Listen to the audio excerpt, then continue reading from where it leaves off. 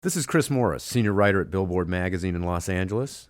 I'm with Henry Rollins, and we're going to talk about his new Dreamworks album, Come In and Burn, and about some of his other artistic endeavors. Henry, good to see you. All right, you too, man.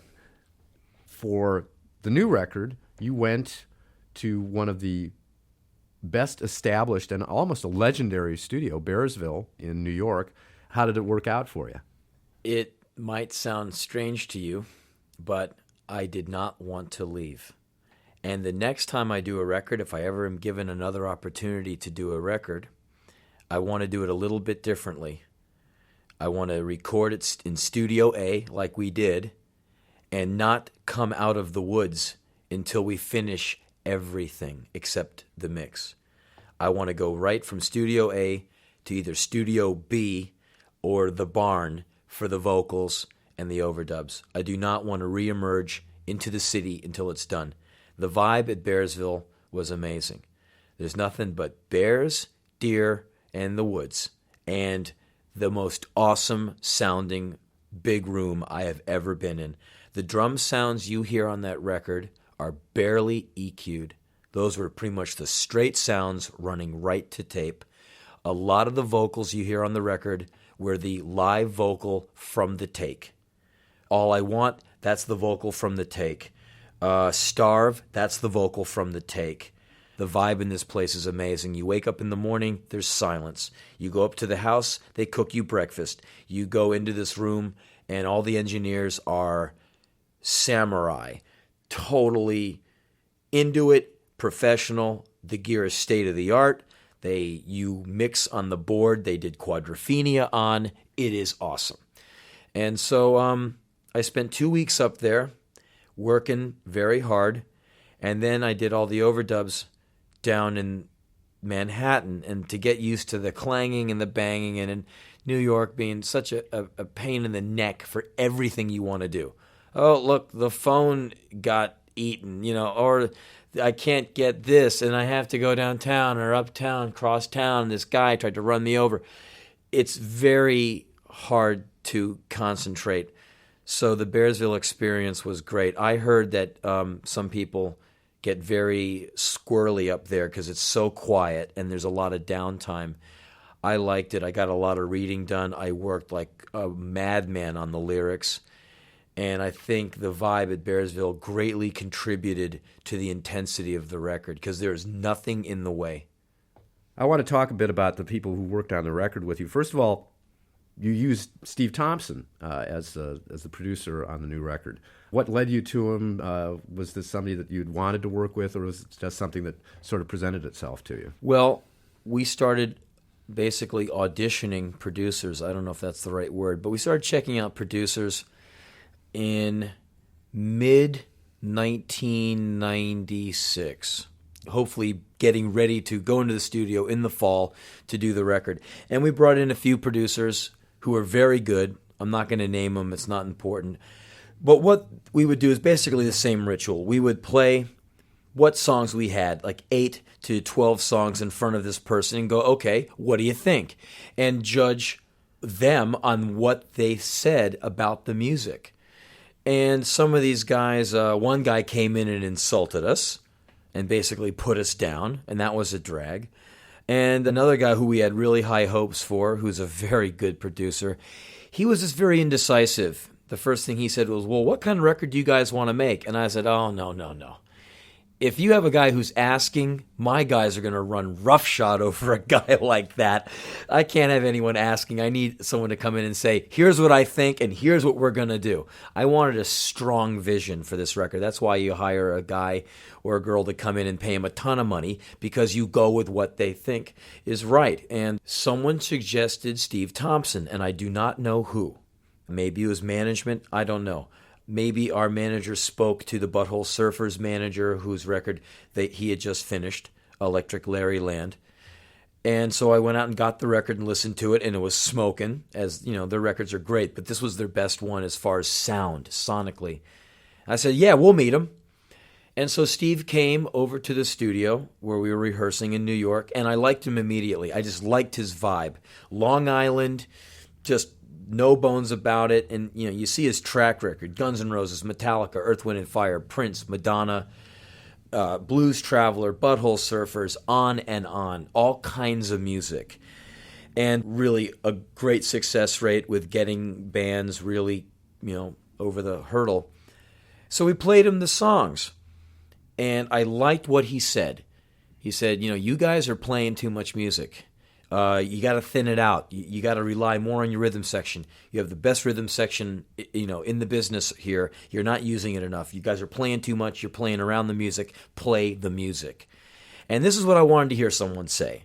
And the guys were grumbling a little, they're, well, this is the way these songs are. He goes, well, okay, but how about let's just try something? And we just took one song and basically did some pre-production on it.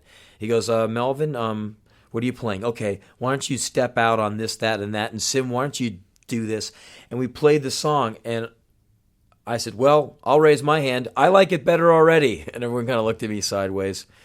And so Steve was the only producer who was on me. He called me every day. Everything Steve said he would do, he did. He said, this record's going to be this, this, and this. We're going to go to this studio. We're going to do it this way. No click track. You're going to do no more than 5 takes of any song. I said, well, sometimes our guitar player over-examines his parts in the studio, striving for perfection.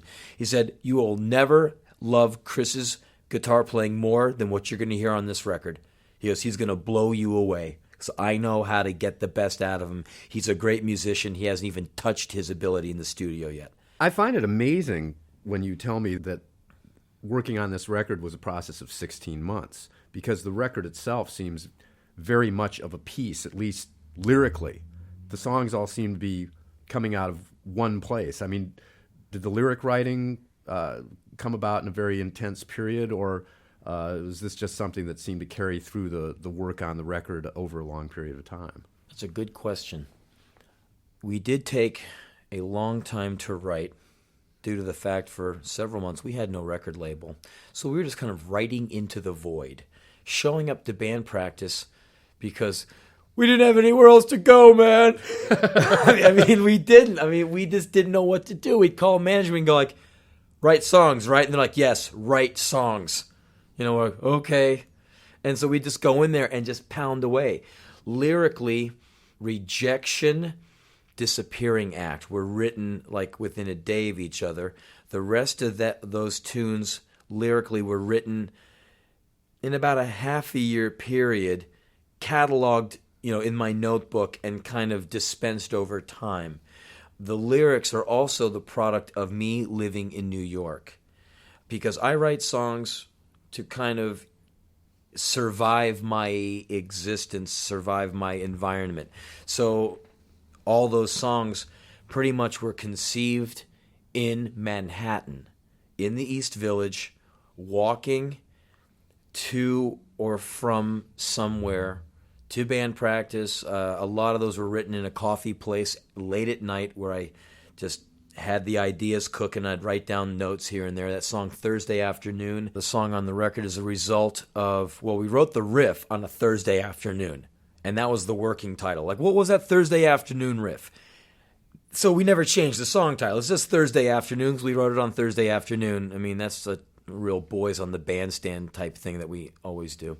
But anyway, lyrically, I wrote that at 2 a.m. in some coffee place in the Village. New York is a very isolating place for such a crowded city. And I have a strange circumstance where I am somewhat recognizable.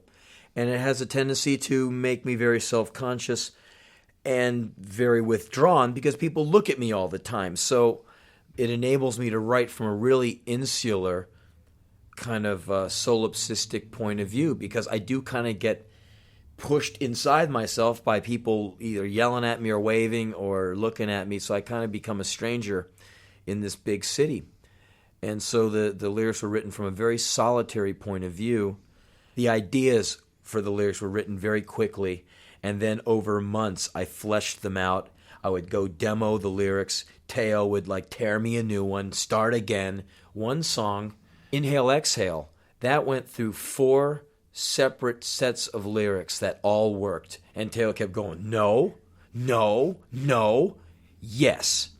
And I'd go back. He goes, like, start again. Come back in Monday. We'll hit it. I'm burned out. No, you're not burned out. You're a lyric writer. You're Henry. You're the man. You can do it. And Monday I'd come back in with another set. And then I came up with that inhale, exhale thing. And I wrote that. And I came in on a Monday early before the band got there and hit that song again. And he went, there you go. That's a cool lyric.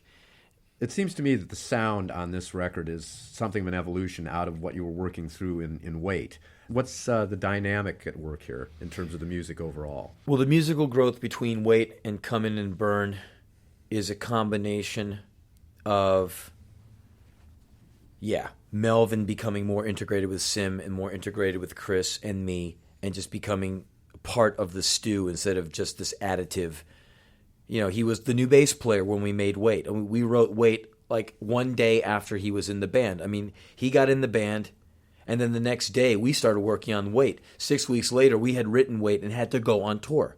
I mean, we had no time. Like, yep, that song's great. Fine. Next, here's a riff. No, that's not a riff. That's a song. We're done. Next, it was a production assembly. I think we wrote Disconnect, Liar, and Volume 4 in 2 days. It was just like, yes, fine, that's the A side. Now, the B side of the record, we were just moving. We had no time. And so part of the record is a result of Melvin being in the band 3.5 years now. I mean, it's not as if he's new anymore. He's one of the guys. And also, the producer, Steve, helped us very much concentrate more on the groove because he said, man, you guys, you have the best bass player and drummer I've ever worked with. Let's use it. Come on, you guys, let's get down. Let's get down. Groove harder. And we all went, okay, yeah, cool. And also, we spent 16 months writing this music, and we made a very conscious effort to go beyond ourselves, to not redo Wait or do what we always do. I mean, I don't know if you can hear it or not, but I'm trying to sing more. I'm trying to do more than just the normal, steamrolling, scorched earth policy vocal style. We all stretched. Chris really investigated a lot of new stuff. I think he just retuned his ears and just started, he's always growing as a musician, as all the guys in the band are. Teo contributed greatly to the record, and he's not a songwriter in the band per se, because he's our sound man, but he is an amazing bass player. He knows arrangement inside out. He's a serious producer. So he is responsible for a lot of the pre-production work. He was there every day at band practice, all day, recording every song, every version, cataloging everything, telling us when we were bad. When a song is bad, Teo will just go like, that sucks, throw it out. I mean, he's so blunt. And it's good for us. It's good for us to hear it because, we all respect Teo, and he helped us greatly. He was at the studio all the way to Mixdown. And he's responsible for some of the more daring, interesting mixes on the record. All I Want, that song, that was his idea to mix it all crazy with all the delay and everything. That was Teo's rough mix. And basically, we just kind of honed his version, tweaked it here and there. But that's basically the thing you hear on the record is basically his quick mix that he did. And when we heard it, we went, that's what this song needs. So everyone in the band grew and contributed. And I think that's why I like this record so much, because it is a result of everyone really stretching. You once described Rollins Band as being the French Foreign Legion of rock to me, which I thought was perhaps the most apt description you could possibly give me of the band. Now, what's the roadmap looking like for 97 so far? 1997 is our 10-year anniversary. Come April, we are 10 years old. So for the tour that's going to be happening all this year, we're going to be whipping out a few of the old songs. And I'm looking forward to whipping them out and watching people in the crowd, smile and nod. And looking forward to playing these songs. I miss them. I mean, they're my friends. They're distant relatives I've not seen for ages. And I do not want to rewrite those lyrics into a different type of thing because I can't play them. I just want to play the damn songs. So I told the guys, I said, I want to play those songs. They said, so tell us which ones you want. We'll do them right now. No problem. I would like to take on the road about 35 working songs. So if it's Thursday and it's raining outside, we can do that kind of a set. Or if we're in France and we feel like doing that kind of a set, we're going to do that kind of a set. I want total latitude for this tour. Last time, we limited ourselves because I did not want to do any old material. And by the time we got to Melvin, we had a lot of records, a lot of cool songs in the can. I did not want Melvin to feel he's in a cover band. I didn't want him learning the other guy's bass parts. So I said, we're not going to play any old material. So Melvin, anything you're going to play with us, you're going to be learning the song the same day I am. We're all going to be equal on this. I do not want to rest on old laurels. So we did that in 93 and 94 and 95. We went out and played nothing but new stuff. And I think we proved our point. And I think Melvin has established himself and proved himself, as if there's any doubt of that guy's ability. And now I want to play these older songs because it's a 10-year anniversary. I miss them. They're our music. They're our songs. It's okay for us to play them. And so we're going to bring them back. Since this tour is going to be so long, I do not want to be 50, 70 shows in doing the same set. On the Wait tour, we were very limited to what we could do because of the songs. And it was cool. We played basically the same-ish kind of set for 106 shows. I hope this tour goes to 150, 170 shows, like it should, like the End of Silence tour did. That was 164 gigs, and that just about got it right. You know, you can never play enough. So I just want to be able to have lots of room to move around the set list, have fun. The cover art on your new album is, I guess you could say, is highly provocative. Fill me in a little bit. We were at Bearsville working on the music, and I started coming up with cover concepts, which I always do at the last minute. Album titles and cover concepts and song titles I always do at the last minute because I only do it on the 90th call from the manager. Do you have the album title yet? Yeah. When do we go to print? You need it in 10 minutes. Call me in 9 minutes and I'll come up with something. So we were at Bearsville. I'm trying to be a little bit more responsible, so I tried to come up with something a little bit sooner. And the idea I had was, since at the time we were nearing Halloween, I was thinking, how cool would it be to have the cover of the record be an X-ray of an apple with a razor blade inside of it? And then I said, well, the hell with that. What about someone's mind with a razor blade in it? What about my skull X-rayed with a safety razor floating around inside my brain? Like, that's why I'm like this, because I got a razor blade floating around in my head.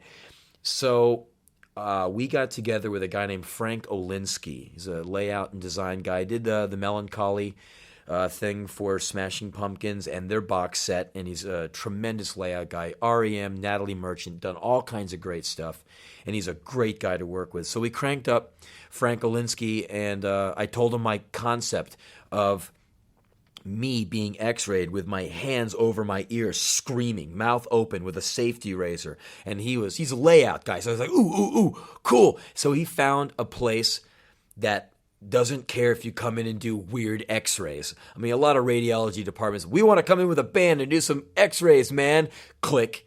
But this one place in Manhattan said, you got cash?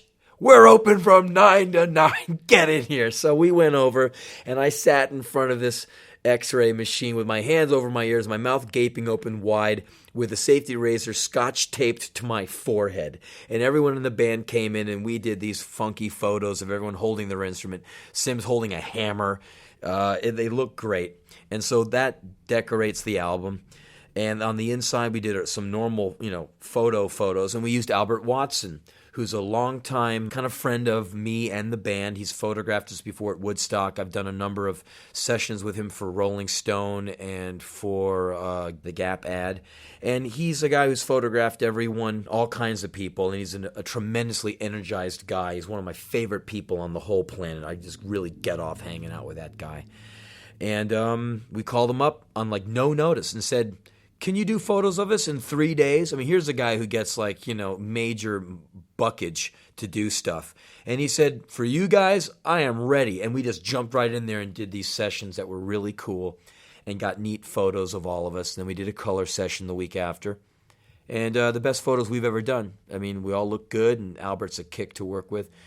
So the record has a cool look to it. The front is this like crazy-looking X-ray of this guy screaming with the words "Rollins Band, Come In and Burn" on the cover. And I came up with the idea for the title of the CD while I was in the vocal booth. We were doing the song called "Starve." And I came up with the idea, come in and burn, get born on planet Earth and get ready to burn. I mean, that's what life is. You're burning calories, brain cells, time, relationships. You're just burning hard. And so eventually you burn out and they bury you or they burn you or something. And so come in and burn was appropriate. The alternate title when I was standing at LAX or JFK or one of those LaGuardia, one of these airports, I was standing in front of the baggage claim, and I'm also thinking about the lyrics where I read them back and sometimes go, man, get over it. And I was thinking of Claim Your Baggage, which sounds too much like Check Your Head, Beastie Boys, one of the greatest titles of all time. And then I was thinking of Baggage Claim. So because if you read the lyrics, it is pretty much like, yeah, this guy should definitely examine his life and claim his baggage. But Baggage Claim just seemed too much of a kind of title for such a momentous recording. And I didn't want to call it Rock Monolith because too many people wouldn't catch the humor in that. So Come In and Burn will have to do until I come up with something else. Tell me a bit about, you mentioned Bob Ezrin, and I'm just curious about his involvement in the project. Did he lend a hand on the production? Was he a spiritual advisor? What was his role? Bob is a fan of the music. He's a friend of the manager's. And at one point, our manager called him up and said, hey, would you listen to the Rollins Band demos? And he said, hey, I'm all ears. Play it. So we sent it over to him. He loved the songs and had a lot of suggestions. He's very busy with a software company right now, doing ROMs for kids, and he's doing all this stuff with Monty Python. He's into some really interesting stuff. So he didn't have time to be a producer, but he said, I'd love to lend an ear, be a sounding board, do whatever I could to help because I love the band and I want to be involved. So he said, great, we'll just keep sending you the demos as the songs progress and you'll tell us what you think if you have time. Great. So at one point he said, I think there could be some arrangement things done here and here, and I'd like to work with you guys. So me and the bass player came out to L.A. and we went to Ezrin's studio. He has out in the valley. And we put one of the songs into the keyboard and sampled sections and rearranged it. I mean, he's a good producer. He's a good editor. And he has a tremendous ear. And he's very intense when he works. He learns the lyrics for your song and sits 3 inches in front of you and sings them back at you like how he thinks you should sing them. And then you sing along with him, staring him right in the face. It's really intense, but you really get it done. And so on this record, we consider him an advisor, a consultant on the record. And it was an honor to, get a chance to work with this guy. And everyone in the band was quite stoked to have Bob Ezrin, all over their music. Like, that's fantastic, you guys. And he's very enthusiastic, very intense, hardworking guy. And, you look at his track record, and it's just great to have someone that good at what they do interested in what you do. I want to shift gears a little bit here and talk about some of your other endeavors. Beyond performing with the band, over the last, it's been many years now, you've developed a singular reputation as a spoken word performer. And one thing that I've always been curious about is how do you isolate the Henry Rollins who performs in a rock band from the Henry Rollins who's a talking artist? What goes over here? What goes over there? How do you determine what material is suitable for the band, what material is suitable for your talking performances? Okay.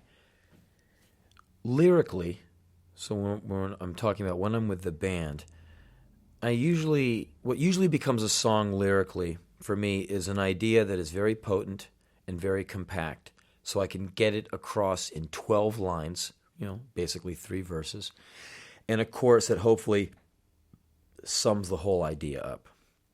So the songs are more like a short jab.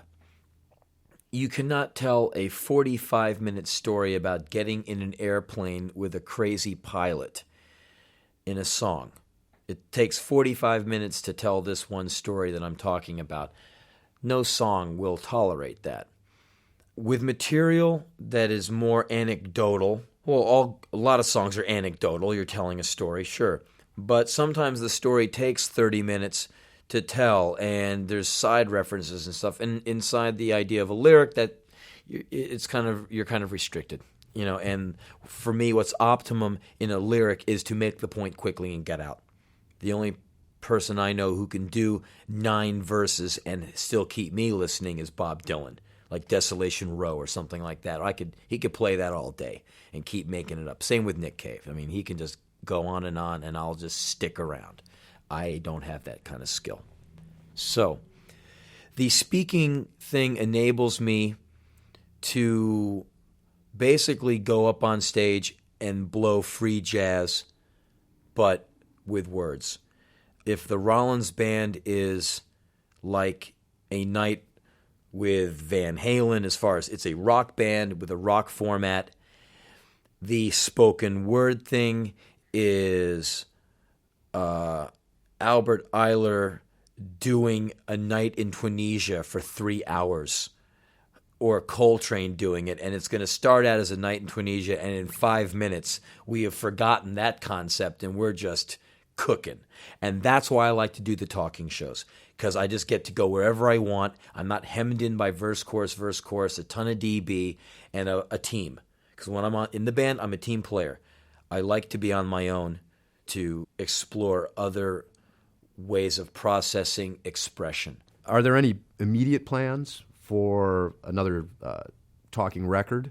And is your forthcoming tour schedule going to allow for any talking shows in the immediate future? By the end of 1997, I hope to have another spoken record out, as well as a long-form video. As far as live performances, I did not do speaking dates for a couple of years, being on the road with the band. In 95, in the September of 95, I resumed speaking dates, and I went all the way through January of 1997. So I have done about 80 shows since fall 95, and now we're in 1997. So about 80 or 90 shows in the last 16 months or so, which is a lot. I would do them 2 or 3 at a time, universities. I am now done those for the year. It looks like the band will take up all of 1997, and who knows, it might go into 1998, depending on how we feel and what goes on during the touring cycle. Let's talk about your publishing empire. You have really kicked 21361, the book company, into remarkable gear in the last couple of years. I think really beginning with Get in the Van, that was the beginning of a new level of publishing for you, which was your book about the history of Black Flag. Tell me a bit about what you've put out lately, both of your own work, which is kind of the roots of 213, and also the other writers and the visual artists that you've been working with. Yeah, you're exactly right. The Get in the Van book was our first hardback. That was on the label Proper. We did a distribution deal for a book or two here or there, distributing someone else's book that were hardbacks, but the first one with our imprint on it was Get in the Van. And we were very proud of having a 8.5 by 11 hardback tombstone size book with photos. I mean, it was a bear to lay that thing out. And when we got it back from Hong Kong, I remember cracking open the first box and looking at it and feeling very happy, because it took 4 years to put that book together. So it was definitely a moment. And since then, we've been working very hard to do different kinds of books. We have been doing some photo books over the last couple of years. We did a huge Led Zeppelin anthology. Basically, 19 or 20 of the top photographers in the business all gave up their coolest Led Zeppelin photos. We let Jimmy Page go through it and okay it, which he did, and he wrote us a cool little intro. He was very cool about it. We did a book of Ross Halfin's collected work as well as a collection of his photographs of Metallica, because he was the band's photographer for over 10 years. So he had all the shots. We did that. We worked with a woman named Stephanie Chernikowski, and she did a book called Dream Baby Dream, which is her chronicling the early punk rock scene in New York, chiefly photos from CBGBs. And that I think is my favorite book of all of our photo books, because you got Blondie and the Cramps and the Ramones and Tom Verlaine and Alan Vega and just Warhol. Oh, it's just amazing. Nico, John Cale. It's just crazy. And beautiful photos too. She was one of those people who was really there. And a real feather in our cap came this year when we released a book called Dear, Dear Brenda, which is letters from Henry Miller to Brenda Venus, which was Henry's last girlfriend. So what these letters are basically is Miller's last writing. And the book came out many years ago, went out of print. It's a great read because Miller, even at his ancient age he was still like, get naked with me. He's really awesome. And he sounds like a 16-year-old on hormone shots. He's still like, take your clothes off. He's just the man we've come to love. And I went through the letters with Brenda, which was a thrill to sit with 2 feet of Henry Miller letters on my lap and go through them and look at his handwriting. That was a mind-blowing experience. But I had her go through the letters and pick out about 35 more pages worth of stuff. So our little label is putting out probably about 5,000 or 7,000 words of Miller that the world has never seen before, except for Brenda and Henry. And I'm very proud of that. That's a big deal for a little label like ours. I've put out a few different books in the last several months of my own. I put out a book called Ice Cream, which is a collection of stuff I worked. It's basically pieces about America. I worked on it over a 10-year period, and that came out in 1996. I did an accompanying audio book, which involves me reading a section called Everything with the great Charles Gale and playing saxophone, piano, and violin, and Rashid Ali, Coltrane's last drummer, playing drums and percussion. And that came out sounding great because the instrumentalists are so fine. I put out a book that is mail order and available at shows only. It's called Do I Come Here Often? And I kept it at a retail because I just did not want to overload the stores with my titles because I'd throw so many at them. I don't want to wound them and get them mad at me so they boycott me or something. So I put out this book for basically the more closer fans and those people who are kind of in the know, people who check out our website and are on our mailing list. And that book is a collection of interviews and articles I've done for different magazines. Travel articles, has my Lollapalooza tour journal in it, an interview with Jerry Lee Lewis that is really fun. It's a neat article because, Jerry Lee is the man. An interview with Isaac Hayes, an interview with John Lee Hooker, an interview with David Lee Roth, some different touring things, an article I did for Details magazine about weightlifting, which I've gotten a lot of mail about. This is like the 3,000-word version instead of the 1,200-word version that Details edited down for their magazine. And I had Shannon Wheeler, who's the artist who does the Too Much Coffee Man comic strip. He did all the illustrations, including the cover, which is a man ducking his head in a huge cup of coffee like an ostrich holding his head in the sand.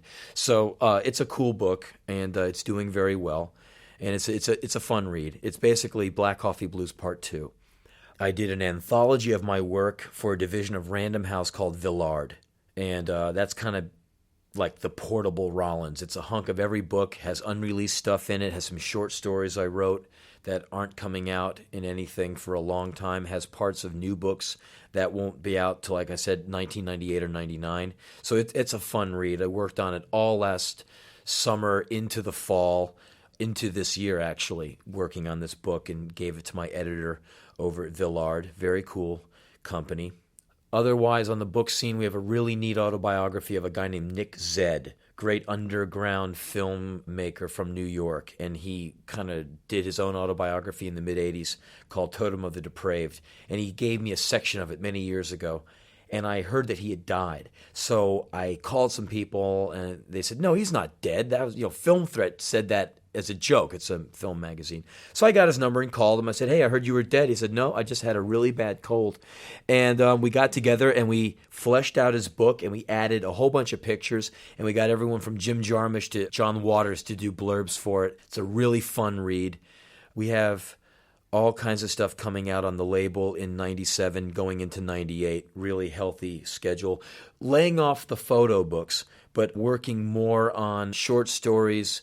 And me and the woman who runs the joint have some ideas for some neat compilation books we want to flesh out. The thing I want to do on the road this year is bring out my micro cassette recorder and start interviewing roadies and start getting the awesome war stories, because these guys see every rock and roller with their pants down. Same thing with the bus drivers. They all have stories. They love to tell stories. They don't pick sides because they work for whoever's paying, and they're very merciless.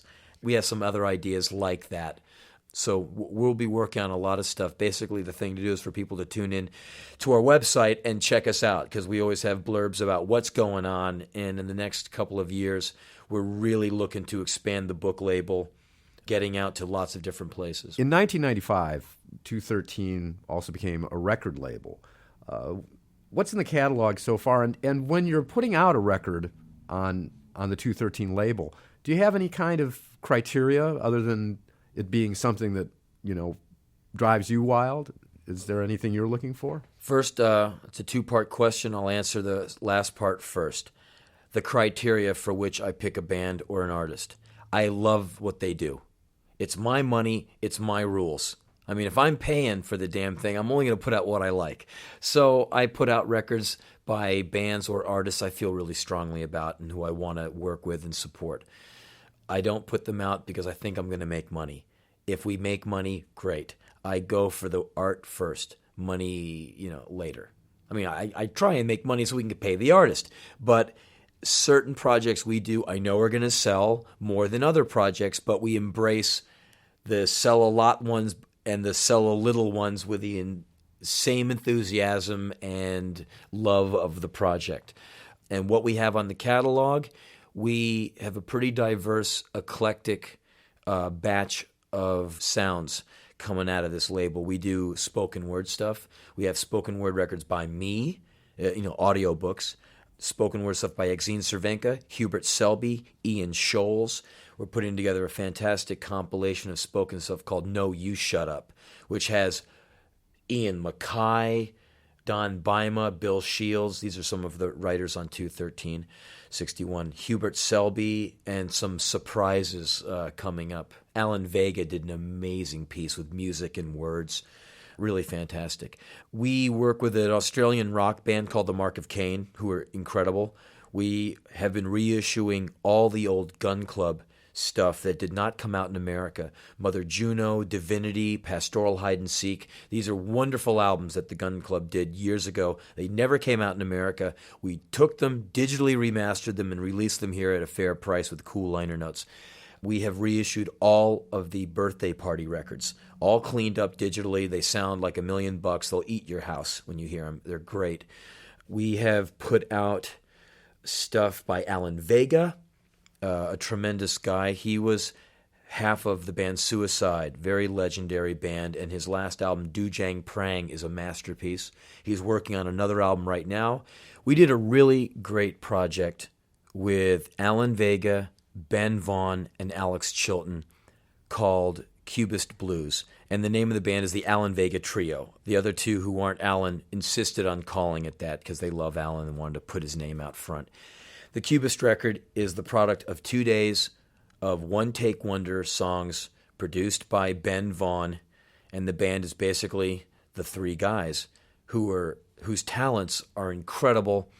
Their influence is diverse, and when you mix the three of them together, either it's going to be heaven or hell. I mean, it's a great idea on paper. It's the kind of thing you sit there drinking too much coffee, pontificating. What if these guys got in the studio? What would that be like? Well, they did, and they did this record for like $3,000, and it is Godhead. And we've been selling a lot of them. I play it all the time. They just went to France and played a festival, and they came back with a digitally recorded tape that is release quality.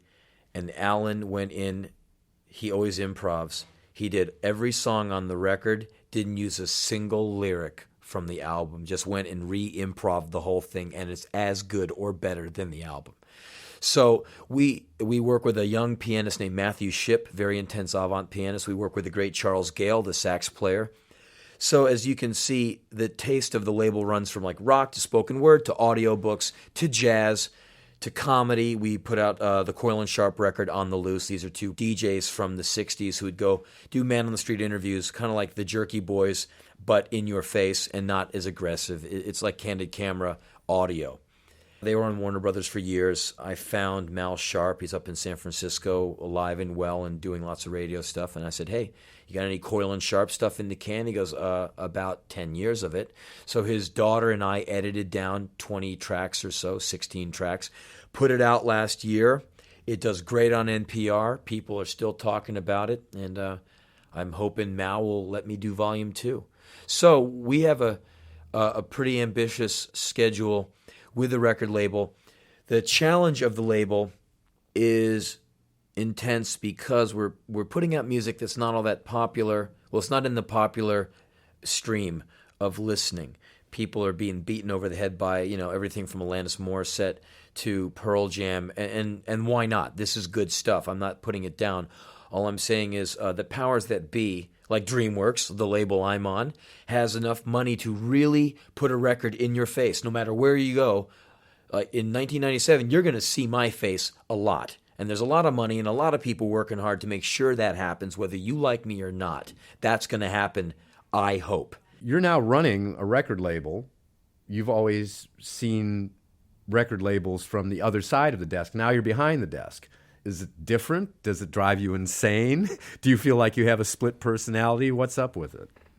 Yes. Now I am the hated record company owner and A&R weasel. I stick my head into people's recording sessions. I have artists who are grumbling, when we're late with payments. Hey, it's an independent label. Sometimes we screw up. Who else is going to put out your record?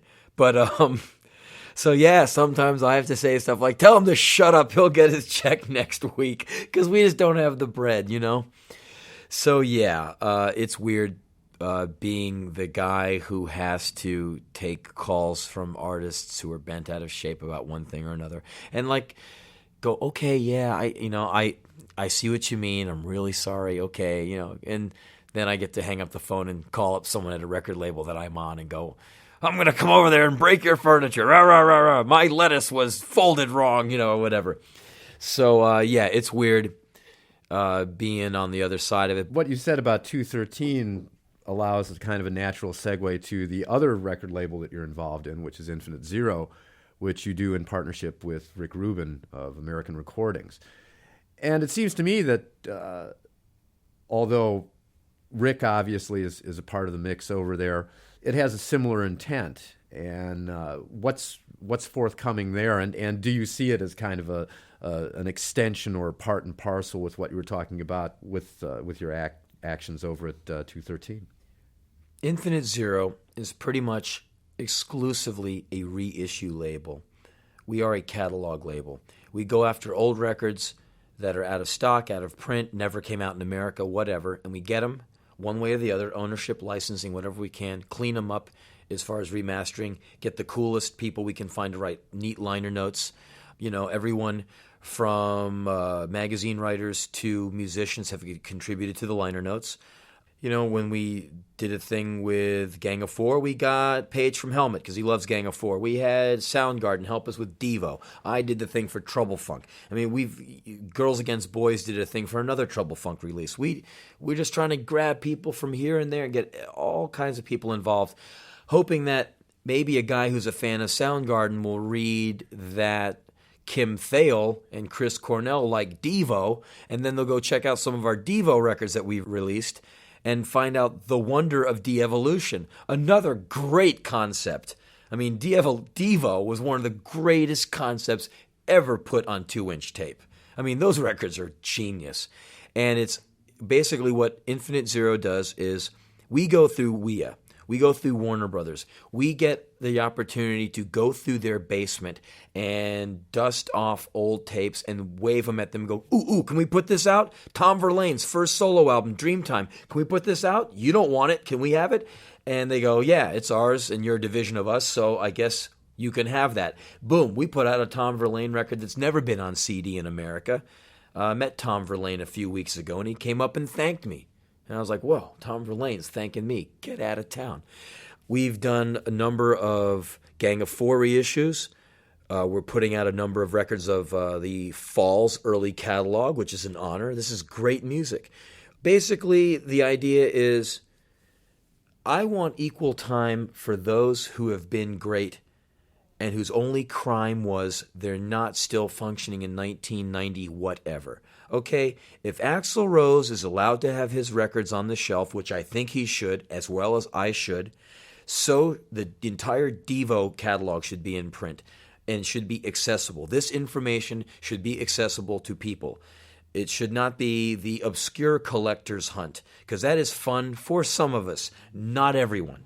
And not everyone likes to go to the big record swap at Long Beach and elbow other, collector maniacs out of the way to get the James Brown record on Smash. Okay? I will be there with my elbow going for it. This is not for everybody.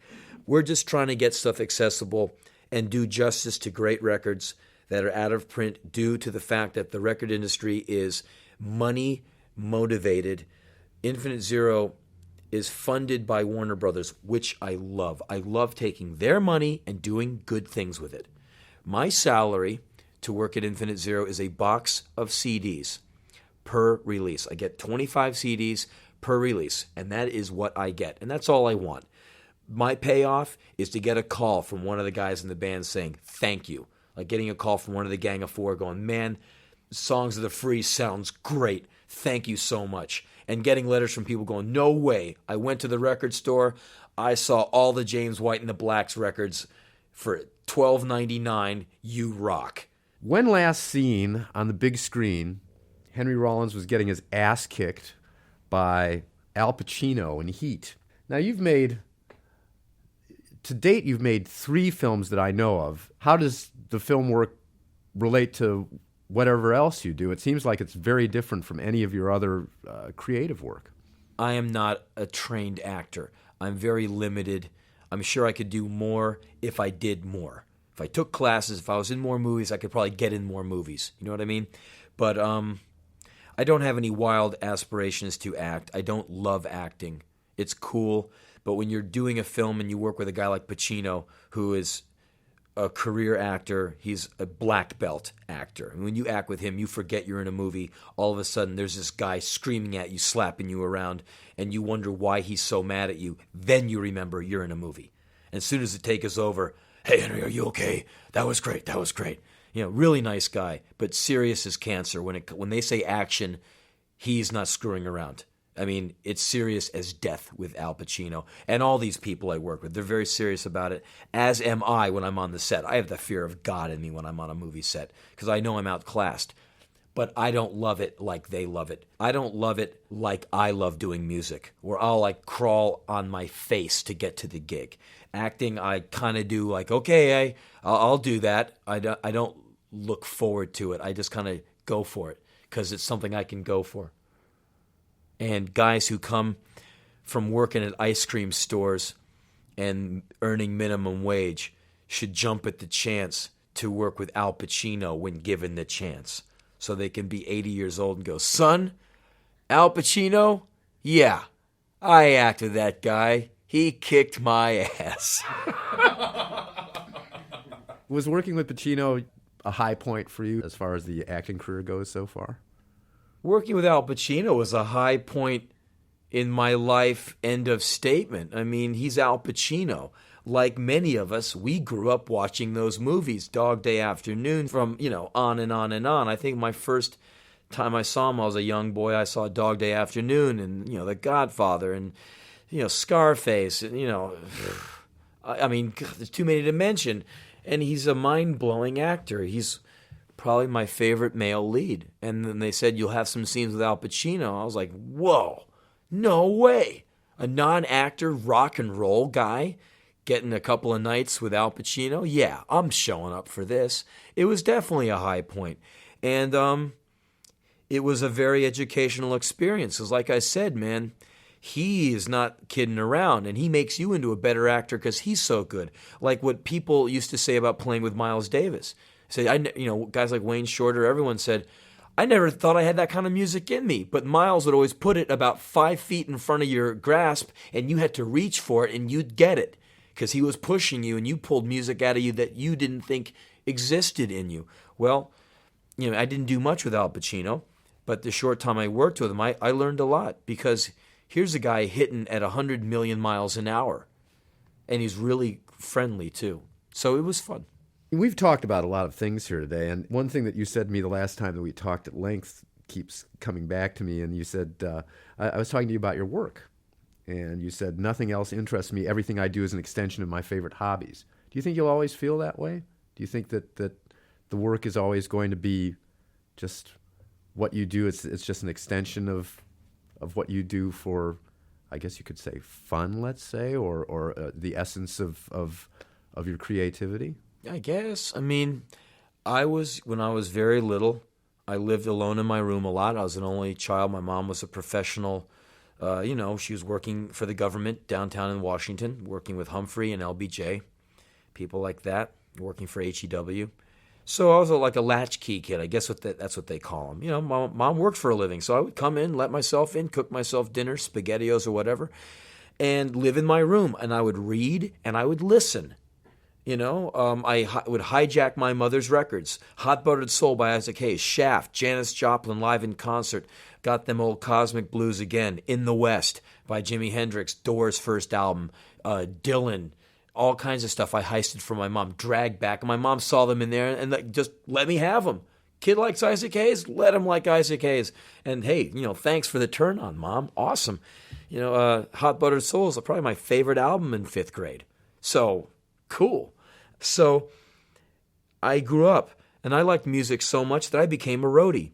And then one time a singer in a local band split, and they said, hey, you got a big mouth. You're always sticking your foot in it. Why don't you put a mic in front of it? And this guy at a local record store who produced my first little 45 said, you're a real jerk. You'd make a great singer. I'm like, gee, thanks, Skip. He goes, no, I mean it in a good way. He used a different word. And he said, You're this, and therefore you'd be a great singer because all great singers are one of those. I went, okay. It was kind of a compliment with a curveball attached to it.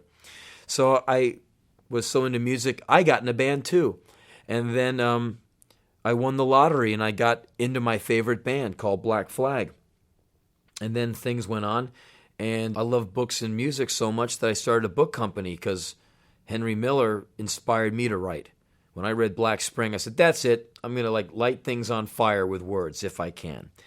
And years go on. I got 2 record companies, a book company, and I'm reading, and I'm writing, and I'm listening, and I'm producing, and I'm editing, and I'm doing records of my own. And it's basically an extension of what I do. And when I'm not on the clock, all 20 seconds when I'm asleep, I'm thinking about all this stuff. On Saturday, I get up and I edit and I listen to music and I catalog stuff and I come up with ideas for cool releases or people I want to work with. And then on Monday, I get on the phone with them. So this is kind of what I do 7 days a week, and my hobby is my work, and my work is my hobby, and my work is my passion, and music is my passion, which is my work, and writing is my passion, which is my work. And the whole thing is one big stew pot, and I'm kind of swimming in it with a big smile on my face, even though it runs me ragged. There's great sacrifices one makes when you are a workaholic. When you run a company and are an artist yourself, you can do one or the other really well. To do all of it, you have to be a little nuts, a little obsessed, and you have to kind of be one of those people with .72 life. Don't have the girlfriend scene. I don't have a family. I don't have kids. I don't have a wife. I don't have an extensive array of friends. My phone does not ring off the hook on Saturday night. Beautiful women do not break into my window. They don't know where I live. They're too busy down the street with Mr. Excitement. I can offer you 9 hours of unreleased Charlie Parker we can listen to. But if you're a female, not saying that all females are the same, but if you're a girl and I say, hey, why don't you hang out with me? We can go talk about Duke Ellington for 9 hours. They'll go, yeah, well, guess what? I'm going to go walk home right now and drink some water and have a more interesting evening. Don't ever call me again. Okay? So I'm in this thing where I am one of the reigning kings of useless information.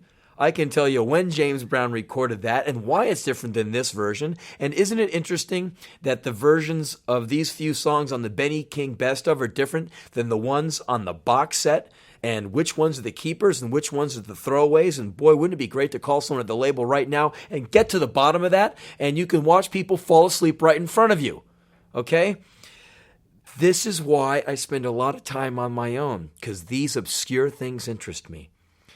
And I was with a woman recently, and I was telling her about Slim Gaillard. And I was telling her the story of Slim Gaillard, who started off in Haiti, went to Crete, and came to Detroit, and did all this amazing stuff, and recorded a zillion great songs. And her eyes are growing heavy. So, I shook her. I said, am I boring you? She said, well, no. Well, yeah, a little. Well, actually, yes. I said, okay. And then we got on to other things that seemed to be more interesting to her. I just have one thing to add to that.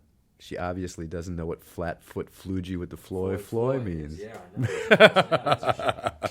Well, Henry, thanks very much for telling us about your current work, and best of luck with your new Dreamworks album. This is Chris Morris from Billboard Magazine. Take care.